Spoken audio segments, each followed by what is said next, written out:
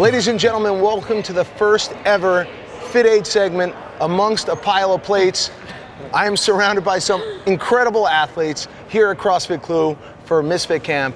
I feel like dog shit because I'm not used to this type of workout, but we have a bunch of competitors here who really crushed it. I mean, guys, what is the Open coming up? What does that mean to you?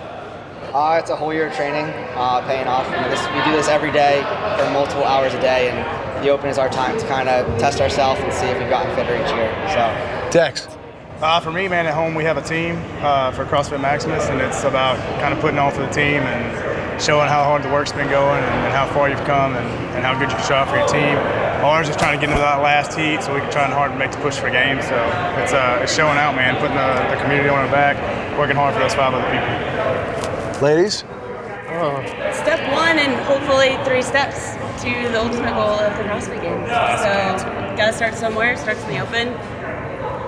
Do what you can, make it to the next level. For me, it's like total stress. Like having to wait 5 days for a workout that you know is going to be really, really hard is like the hardest part. I mean, people think they get it easy if they don't make it to region or don't make it to regionals of the games. I think the Open is the hardest step, personally, because you know it's things that most people can do, meaning you have no reason to stop, no reason to slow down. So it's a lot of a mental game for me and very, very stressful and staring at my computer all day long. Refresh. See, for me, I'm more of a casual CrossFitter. I know most people will be watching are in the same boat. For you guys have a run at it. So when this season comes around, do you guys start to clean up the diet a little bit more, or does it stay pretty consistent throughout the year? I didn't really have that great of a diet until like 1 month ago. I started with Matt Chen, but things do tighten up a little bit more right around the Open. Definitely. So my deal this year, I've always been the guy that says, kiss my ass, I'm not doing a diet, I train a lot, I can eat whatever I want. That's how I was. We came here to coach a camp. It was the second camp I coached with the boys on staff. I met Mackenzie. Drew called me fat. She did my macros, and it's changed my training, man. I didn't really care about losing a whole lot of weight or the aesthetics of it. I just wanted to feel good to train. I heal better. I feel better. I don't get sick as much. I sleep better at night. So it's changed how I train, and with that intensity, I'm able to train consistently. So that's been a big thing for me. yeah, I work with Jason Phillips.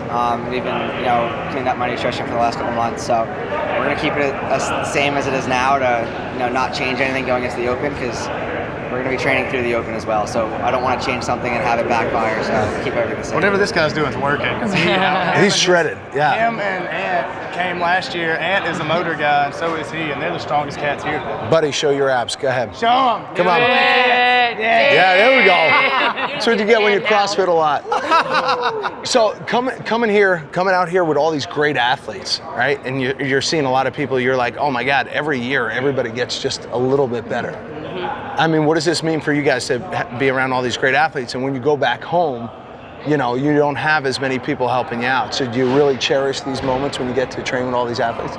Absolutely, and then obviously you build friendships and you get phone numbers and you follow new Instagrams and stuff like that. That's like the beauty of social media, and the beauty, of internet and texting and all that stuff is that you can stay connected. Like I got to work with her all weekend, and like we bonded obviously over fitness, but also like just life. I feel like so not only friend but like a good just person to talk to all the time. So, but yes, I do because I don't train with that many people. When you train by yourself a lot, getting in these environments is a great opportunity to grow that. We're connected through the internet every day, Facebook group, you put up scores and that's how you interact, but in this environment it's a little bit different. But everybody's evolving with the sport. I think when you get to realize this is when you're training if you train by yourself, you say, everybody else is doing this, everybody else is doing this and more. And when I get to these events and you see how people are evolving, you're like, shit, I can't cut corners, and just keeps you accountable. Yep. Well, I mean, for me, I know that one of the hardest things, I'm sure for everybody else out there, you get into the gym and you're all by yourself and you're turning the music on and you're doing everything to stimulate yourself. How do you guys gear up for those days that you're by yourself and Misfit guy sends you a workout and you're like, this looks like it's gonna suck and take a long time? That's been the cool thing to me about the accountability is me, Joe, Mackenzie, we're all stay connected in like text messages, a Facebook group where it's just like free-for-all, Royal Rumble shit talk. And then we get a chance to come here and actually throw down together. This guy and all of us, it's fun. And then that makes these things more special because you get together and now we get to face-to-face shit talk, and it elevates the level for everybody, man. And that's the constant accountability going through the season and training and stuff. So days like that where you're by yourself and it's tough and you're like, shit, I don't want to do a 20-minute AMRAP by myself today.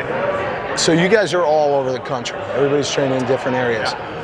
Who'd you find out at this camp starts to lie about their workouts? Let's rat somebody out. Come on. Who's saying like, oh, they were hitting numbers that they weren't actually hitting? Me. I'm kidding. I don't know. We're all pretty terrified of that, I think. We'll post videos and stuff. He posts every workout on YouTube.